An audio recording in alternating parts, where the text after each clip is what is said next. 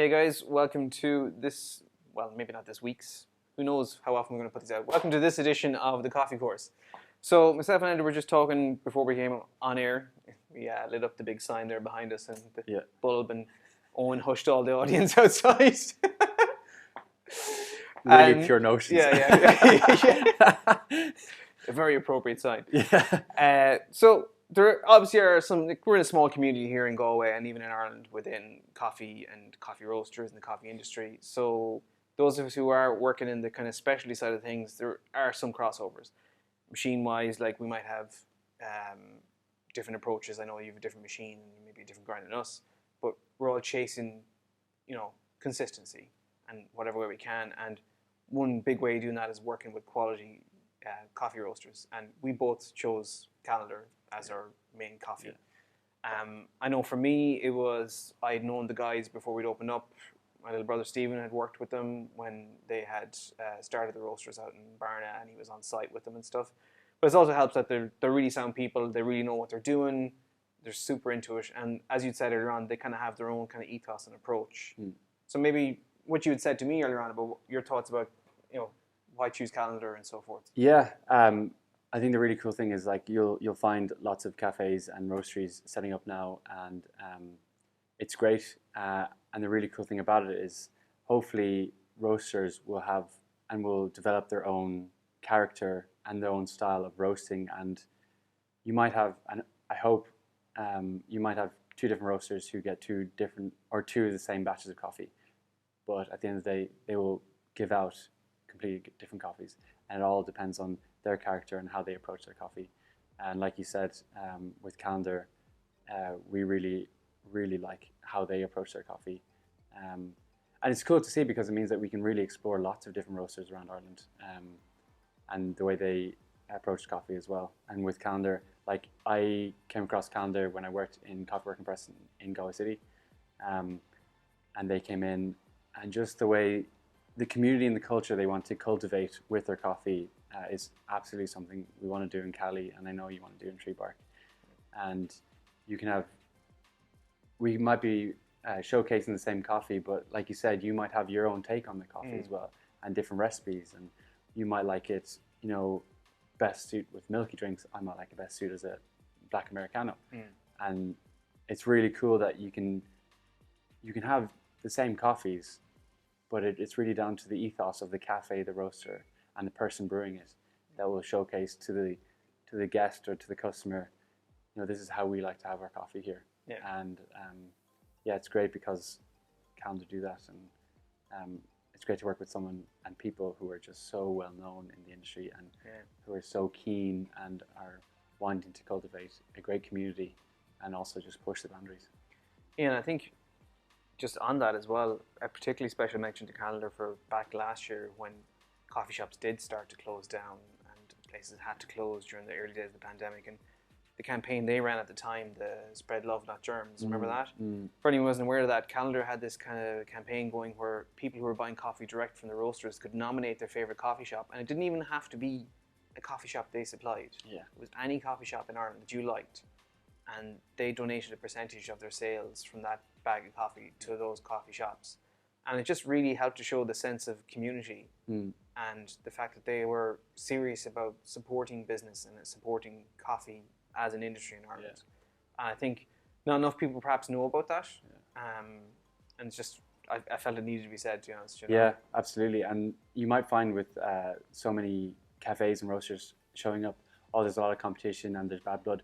But when you have a roaster and people doing that, it's just showing that no, the only way forward, the true only way forward is together and to support each other. And that's what's really great about them and Calendar. It's just to support no matter who the coffee person is. We want to drive it forward. Yeah. So I know as well that for me, we have 5 other Irish roasters in the shop. And that's just that's the approach we've decided to take. It's kind of ties into our general ethos here. Like for us, we're a physically bigger store. We've been around longer, but a lot of what we do is like smaller Irish businesses. So I think at the moment we've something like 82 small Irish businesses in here. So that's everything from coffee to food to artwork. So we just decided for us to fit in with whatever else we're doing, we're just going to keep it purely Irish roasters, which is nice. But there is a limit obviously within that. So I know that for you, you have relationships from previous kind of encounters with some really interesting roasters, both in mainland Europe and abroad. So do you want to maybe very quickly mention? Like you said, again, with the whole character of each cafe and each person, you know, that you take that from your background and from your work and your career. For us, it's the same. Like for Laura and I, we both spent some time abroad in the Netherlands, and we want to bring some of our experience and our career and our journey. Like you want to showcase to people how you got here, and same for you. Yeah. And so that's what we do with our coffee in Cali. We have Irish roasters, obviously, because that is how we got here, and that's how we are here. We are Irish.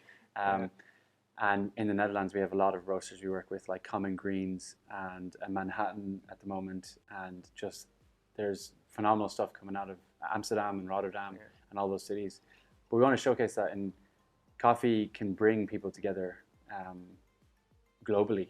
And it's great to support local, and it's also great to support, like, you know, on a grand scheme. And just bring it home and brew it and show people, like, this is coffee from cultivated in South America, but roasted in the Netherlands and brewed in Ireland. Like, what a connection. But all by people who really are invested in and care about the product and the overall experience. Absolutely. Yeah. And you have to have all of them working together to produce a really great quality. But I guess that's what's good about being in a small community like this, is that, you know, we can have the likes of you guys who are, like, effectively not that far on the road, but you're doing a great service to good coffee as well.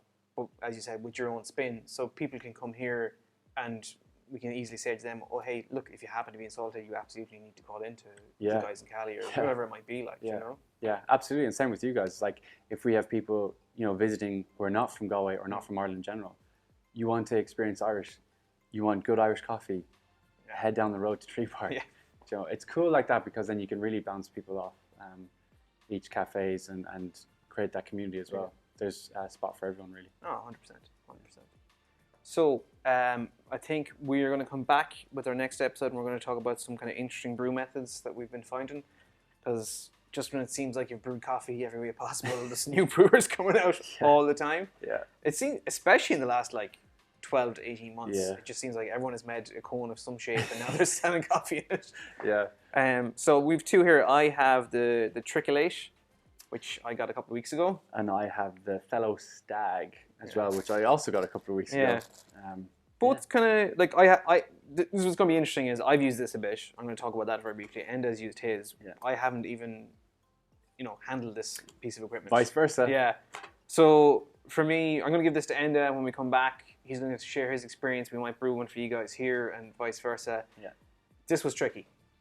If you pardon the... tricky. I just can't have the dad jokes. I'm sorry. This was difficult. It took me a good few goals to really get this to a point that I was happy. I mean, the first one was a disaster. I ground way too fine, and like 8 minutes in, I was still looking at the water sitting on top. And they said that you can make X amount of coffee, and I was like, that's not much coffee. I can get 600 mils in there, and you really can't. Not unless you want to just see a body of water like bursting at the top and not going anywhere. So there you go. That's your top tip when you're using this one. And with this, I actually was out.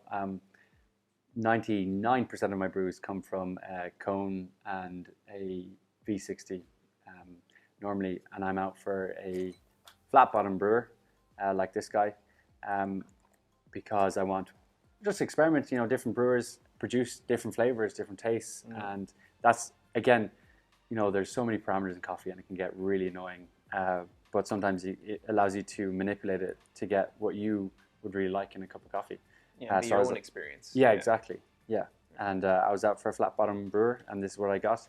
It's an interesting one. The plus side of this is it's insulated, so it keeps the temperature consistent. I want flat bottom for more body. Although what really struck me is how fast it brews. I was not expecting that. It's actually a faster brew for me personally. So the very opposite experience. Exactly. So it'd be really cool to see the difference when we actually do it. The number one thing for me is this little dude. You love this. When you're finished brewing, I want somewhere to put my brewer. And not on my table and just like leave a stain. Exactly. Just this. I think every brewer should come up with one of these. Pop it on. Job done. Yeah, no mess. Nice. Yeah. All right. So you take that. Yeah. I'll take this, and we'll come back in a couple of weeks and let you know how we get on. Yeah. Thanks very much, guys. Unreal.